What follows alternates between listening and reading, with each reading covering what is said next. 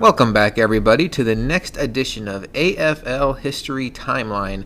And Stokes, we have made it to Madden 12 Season 6. And this was a big season for you because at the end of Season 5, we talked about your first real big AFL loss where you lost the Super Bowl to Ridge.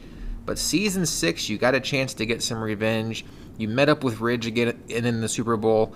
And this time, unlike Season 5, it wasn't even a close game. Your Chiefs got revenge, and they got a blowout victory over Ridge's 49ers. What do you remember from that game, Stokes?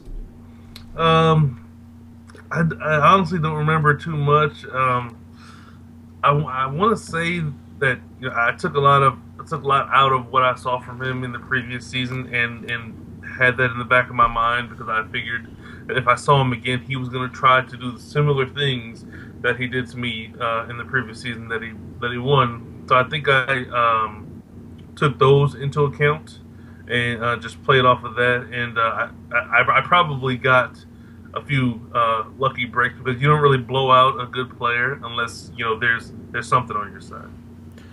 What I remember about this was it felt to me like he beat you the first time around, and then you adjusted. And what I think about the whole Ridge-Stokes rivalry, it's interesting because you guys met in 2 Super Bowls in Madden 12, and you both split. But I actually think about the Ridge-Stokes rivalry, I think of Madden 13. And to me, this was just like an appetizer to the Ridge-Stokes rivalry for Madden 13. 2 big matchups. He wins one, you win one, you adjust. I think that's a big, preview for what happens in Madden 13 because it was just so much fun to follow that rivalry, and we're going to get into that on future videos. But Stokes gets his revenge on Ridge, gets his second Super Bowl victory in 3 seasons in AFL, and not only beat Ridge in the Super Bowl, but in the second round of the playoffs, again gets the best of Hans Raiders. 3 seasons in a row, Stokes' Chiefs sends Hans Raiders home. And Han would actually call it quits on Madden 12 after this season. He didn't even make it to Season 7. I think he had enough of the Stokes wall. You flexed your muscles on Han big time in Madden 12. You came here to be the guy to stop Han, and you went 3 for 3 doing so. Yeah, that's my crowning achievement. When I look back to everything I've been able to do in the AFL, I think that is the my most proud moment. The fact that Han brought me into the league specifically with the goal in mind to stop his reign, and then I took him out of the playoffs 3 straight years. I thought that's just fantastic. So let's take a look at some of the other division winners this year. Berto's Miami Dolphins win the AFC East. We'll talk about that in a second. Shadow's Cleveland Browns win the North. Westside Charles Jacksonville Jaguars win the South. Man, West was all over these division titles back in the day. Your Kansas City Chiefs win the West.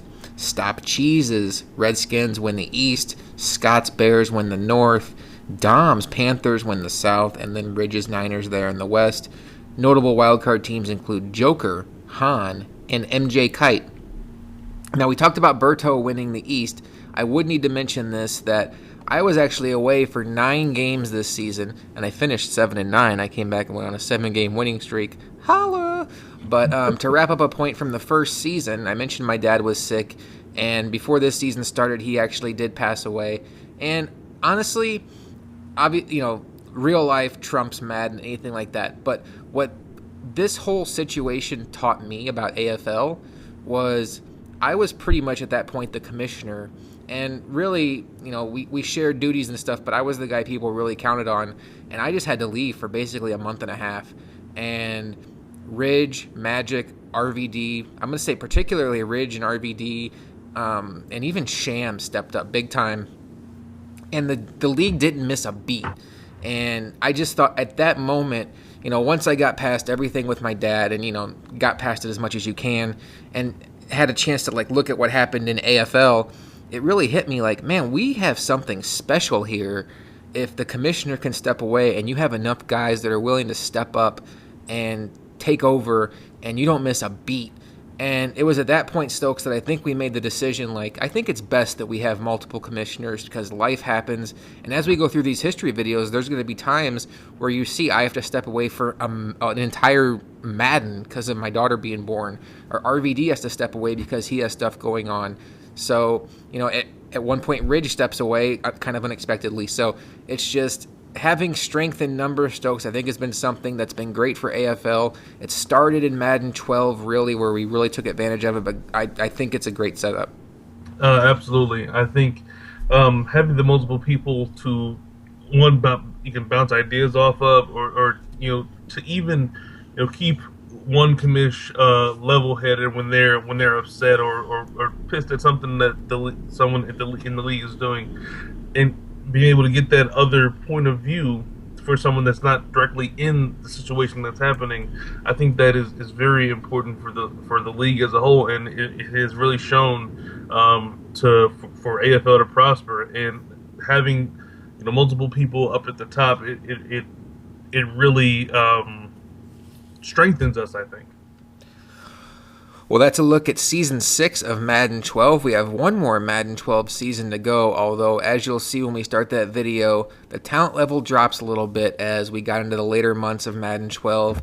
We look forward to talking about what happened that season on the next edition of AFL Timeline History.